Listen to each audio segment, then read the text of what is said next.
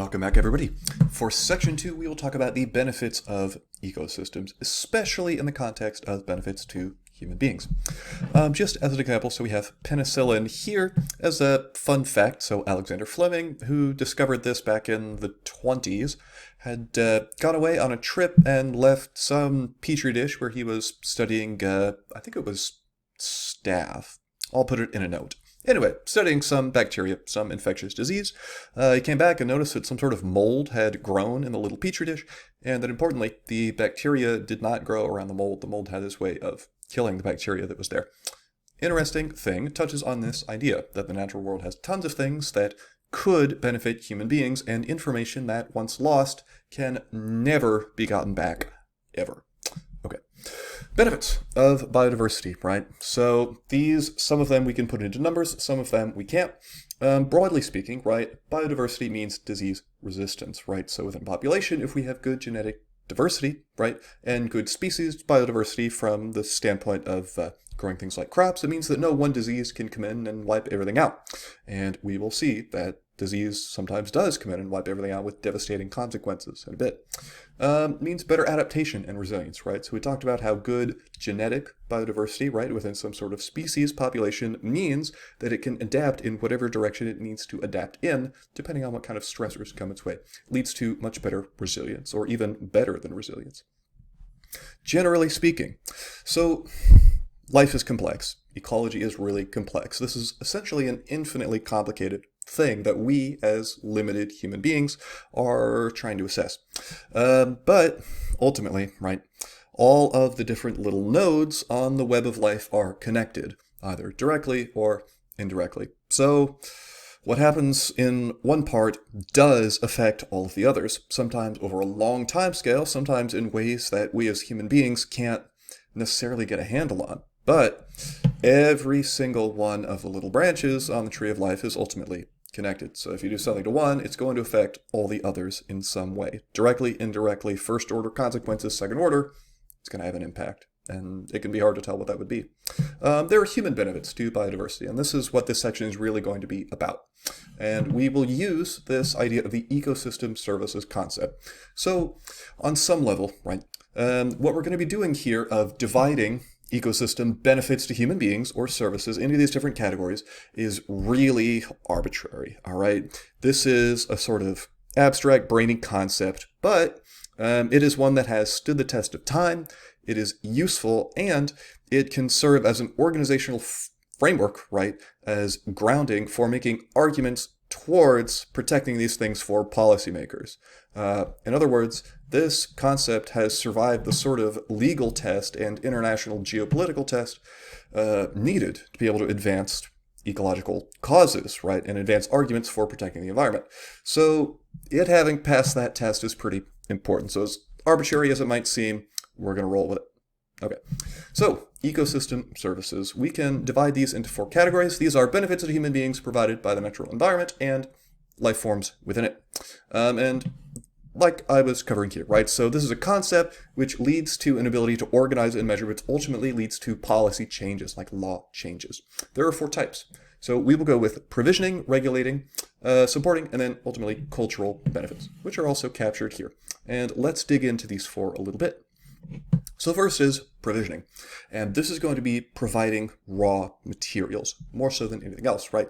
So food, right, and this includes fish, wild game, crops, spices, all the different raw materials, might be timber, could include anything that we need for clothing, could include leather or skins, which are turned into leather, might include medicine, right? So this conversation about Alexander Fleming, right, and medicine, and the idea that certain benefits can only be gotten from life sort of finding its way into human activities, and pharmaceuticals, right? So many very important drug or pharmaceuticals, right? So these are going to be bioactive compounds, can be found in the natural world and not necessarily anywhere else and pulled back, right?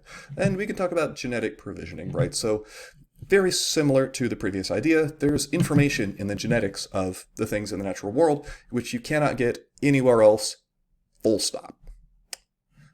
Yes, and ultimately this leads to technological advancement. We could talk about regulating. So this is not regulating in the sense of making laws, not that kind of regulation. This is going to be regulating in terms of buffering, right? Smoothing things out and over.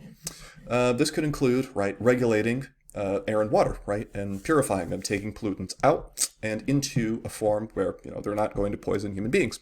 Wetlands especially, right? Water that travels through the wetlands is going to be much more drinkable than stuff that doesn't go in, gets absorbed by the soil, gets processed, and just generally becomes much more high quality at the end.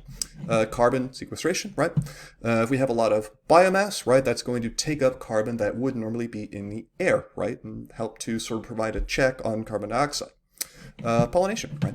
So something like 30% of all the agriculture in the US, right, rests on pollination. So it's, huge, billions and billions of dollars that comes down to what?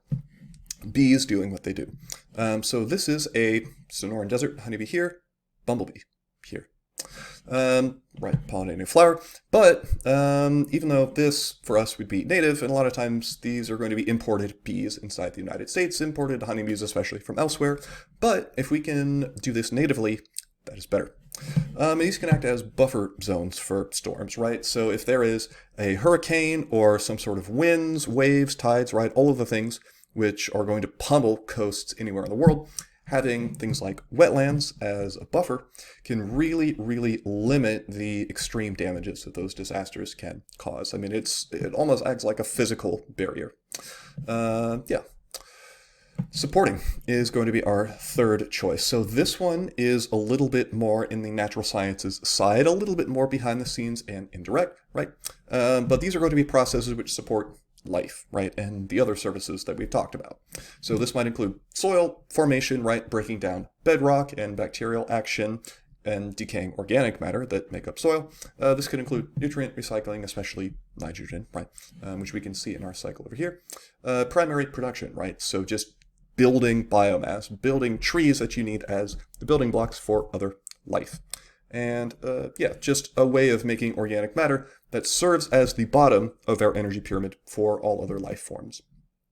And next is going to be cultural, right? So this we're probably very familiar with. We might even recognize some of these places.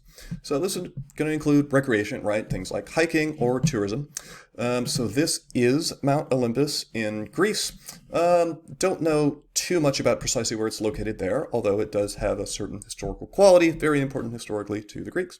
And we have Camelback Mountain here, for those who are familiar, up near the peak, looking over at the city of Phoenix. This hard to quantify idea of aesthetics, right? So biodiversity leads to things that human beings are going to interpret as beautiful, which we saw from those very first slides in the very first section. There can be spiritual benefits, right? So many, many places are sacred or holy, especially mountains, to people of the area and have been for a long time. There can be a historical value to these, there can be an educational value, and there can also be this therapeutic value, so the mental health value. I've included this as an example of wilderness therapy. I'm not going to talk about too much because I don't know too much about it, but having some level of biodiversity really makes it possible for the therapeutic benefits and the mental health benefits of the natural world to actually make it into human beings. We have this almost intuitive, innate sense of this, right? That is all for this section. For the next one, we talk about human impacts, mostly negative, on biodiversity.